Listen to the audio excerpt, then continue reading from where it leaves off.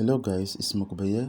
In this tutorial, I'll be showing you guys how to add links to your Threads profile account. Let's get into the video. So guys, the first thing you need to do is simply need to click on edit. Once you're there, you click on add link. So guys, we are simply going to be adding our YouTube channel link here. So we'll simply go and copy it. Click on this edit button. After which you click on copy. Come here and paste it here.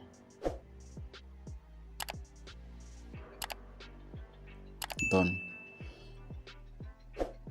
So guys, that's actually the way you add link to your Threads profile account. Thank you guys for watching.